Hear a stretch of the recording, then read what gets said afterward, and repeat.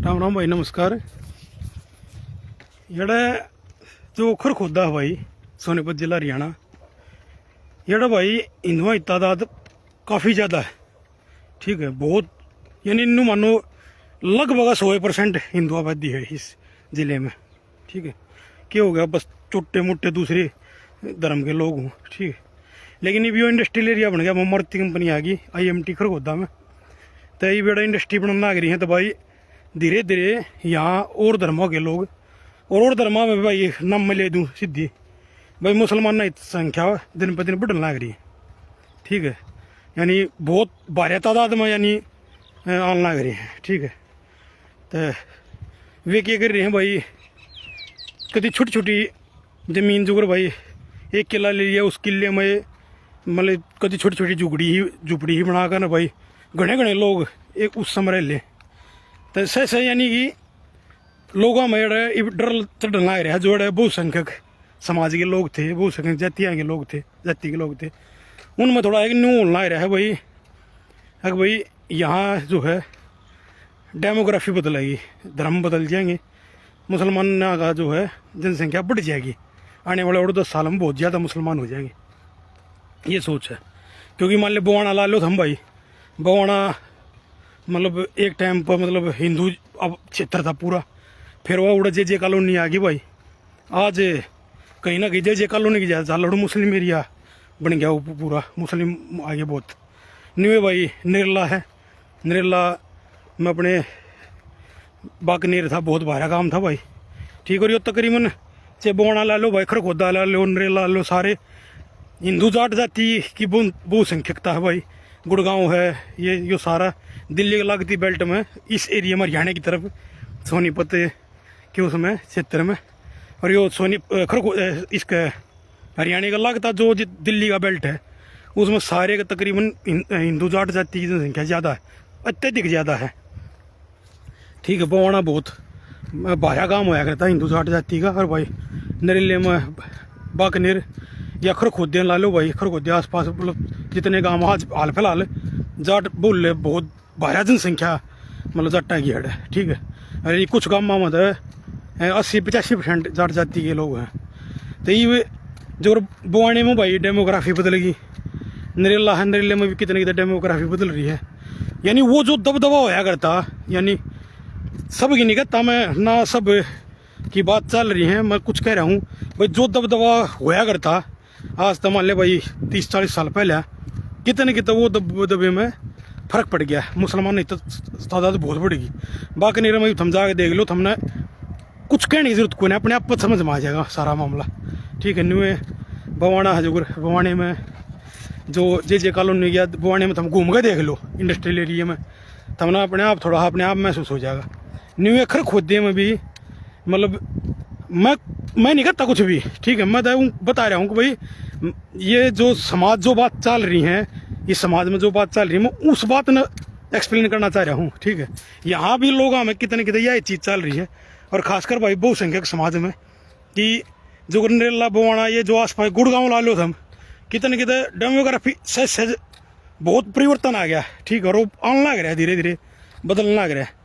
तो इसमें क्या है भाई, जो अल्पसंख्यक जातियाँ की है, जो कम जनसंख्या जातियाँ की है, वे तो निश्चिंत है ना, उनका बवाना असर पड़ा ना, नरेला पड़ा ना, खरख होता है उनका कोई असर है ना, वे बोल रहे, ठीक है। क्यों उनका एक कहना है, हिमालय किससे की बात कर ले, मैं भाई अल्पसंख्यक में बैठूँ हूँ और बहुसंख्या में बैठूँ, और भाई मैं तो मुसलमानों में बैठूँ हूँ, ठीक है।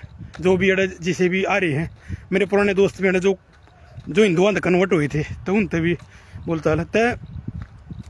वे क्या कहे हैं, वे को भाई हमने मतलब पहले भी हम कम जनसंख्या के थे, हमने पहले भी न्यू रहना था, ठीक है। न्यू हाथ पाथ जुड़ गए, ठीक है। पर भाई ये मान ले मुसलमान आ जाएंगे, यानी राज किससे करो, ठीक है।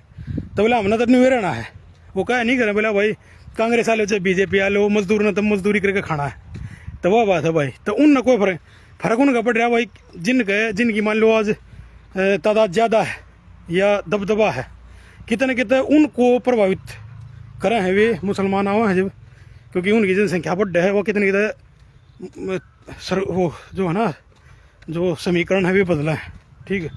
तो भाई अल्पसंख्यक जाति यानी इसका कोई फर्क नहीं पड़ता, जो मजदूर का फर्क ना पड़ता ना कौन सी सरकार ला रही, तो इनमें अल्पसंख्यक का ही कोई फर्क ना पड़ता है। बहुसंख्या जिनका यार जाहिर सी बात है, जो ये एक बात था, मान ले मोदी आओ चाहे राहुल गांधी आओ, क्या फर्क पड़ना हमारे से आदमी के, जिन्हें कमा खाना, जिन्हें मजदूरी करके खाना, कुछ भी नहीं, जिन्हें खेती करके खाना, मान ले वो क्या असर है भाई, कोई आओ चाहे हमारे लेखा कोई सरकार आ जाओ, कोई दिक्कत नहीं। ठीक, ये तो भाई उसका असर पड़ा है ना, जिगा का दबदबा है, प्रधान है जी, या राजनीति से जिसकी गुजारा चल रहा है, रोटी रोजी चल रही है, ठीक है, यानी कोई ना कोई उसने फायदा मिल रहा है, ठीक है, या वो सत्ता में है, या उसकी कोई ताकत चल रही है, कोई पद पर बैठा है, ठीक है, कोई मोनोपोली चल रही है, उसका ही तो असर पड़ेगा।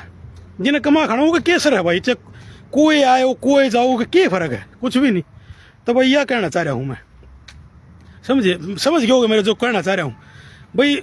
जो कुर्सी बैठा है उससे ना तो कुर्सी जाने का भय दिखेगा, जो नीचे बैठा है धरती से नीचे वो गड्ढे में बैठा होगा, ठीक, और गड्ढे में तो वो आज भी बैठने तैयार है भाई, वे बैठा लो चाहे कोई बैठा लो, ठीक। तो जो सरेंडर कर रहा है वो तो सरेंडर कर रहा है, ठीक है, चाहे उससे ही कोई आए चाहे उसको कोई फर्क नहीं पड़ता, ठीक है। अच्छा, इसमें फिर क्या हो रहा है, बहुत से भाई मुसलमान है, जो मुसलमान है जो नहीं होते हैं, जो भाई क्या हुआ है, कहावत है नीला, जब आप किसी से लड़ नहीं सकते तो उन अपने भाई बना लो या उनके साथ दोस्ती कर लो। तो बहुत से अपनी सत्ता न कायम रखना नहीं, इतिहास ठा लो तुम भाई, ठीक है, इतिहास ठा लो, और ईब ठा लो, मन नाम तो किसी लेता नहीं, ठीक भी को ना, हम इतिहास जो मैं कहना चाह रहा समझते होगे तुम। बहुत से लोग सत्ता में रहता ही किसी भी हद तक जा सके हैं, ठीक है। आज वे जिनकी सबसे ज़्यादा बगावत कर रहे हैं, बुराई कर रहे हैं, मन मानना जब कहा लेना सत्ता की बात आवे, ठीक है, तो किसी प्रकार समझौता करने में तैयार हो जाएंगे, ठीक है, इतिहास में भी कराया है और ये भी तैयार हो जाएंगे, ठीक है। तो बहुत से लोग भाई इसे हैं, उन अपनी सत्ता चाहिए है, ठीक, उनकी सत्ता नहीं जानी चाहिए, तो वे सत्ता के भूखे हैं, ताकत के भूखे हैं। जो अगर वो झुंड होया कर ना, बहुत से लोग झुंड नहीं छोड़ सकते, वे अकेले रह ही नहीं सकते, उनमें इतना जिगरा नहीं होता कि वे अकेले सर्वाइव कर सकें, उन्हें झुंड चाहिए। तो बहुत से लोग इस सब प्रकार से सत्ता ही भूखे हों, उन्हें वो जो दबदबा है ना वो चाहिए उन तई, उसके लिए फिर उन्हें चाहे अपने अपोजिट पार्टी से भी समझौता करना पड़ जाओ, उनके साथ भाईचारा दिखाना पड़ जाओ, गोत मिलाने पड़ जाओ, जात मिलानी पड़ जाओ, ठीक, फिर कुछ भी हो सके, यानी कि कुछ भी समीकरण बन जाए फिर, ठीक है। उन अपनी बस वह चाहिए कि भाई मारा वर्चस्व बना रहा है बस क्यों करीब करके, ठीक, फिर वो मुसलमानों में अपनी जाति ढूंढ लेंगे, अपने गोत ढूंढ लेंगे, तो बहुत कुछ है यार, ठीक है। बात इसमें पर एक कही है, एक और करने भी लगे कितने उनके जो नेता हैं, ठीक, वे यह चीज़ करने भी लग रहे हैं, मुसलमानों में भाईचारा ढूंढने भी लग रहे हैं, ठीक है।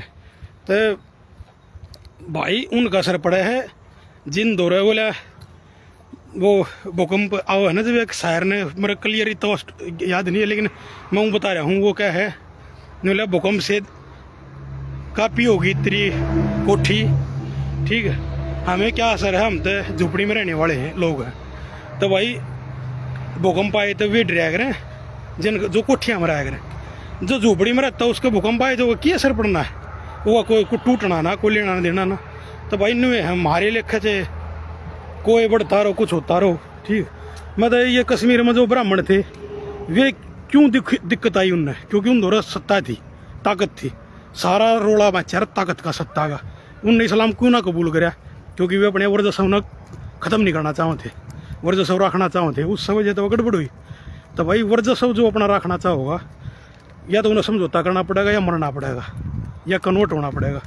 तो वही चीज़ है, जिसने अपना वर्चस्व नहीं रखना, नरमाई इधर है ना हाथ जोड़ के, तो वो सारे सही रहेगा, कामयाब भी रहेगा, ठीक। तो भाई यही बात थी, राम राम।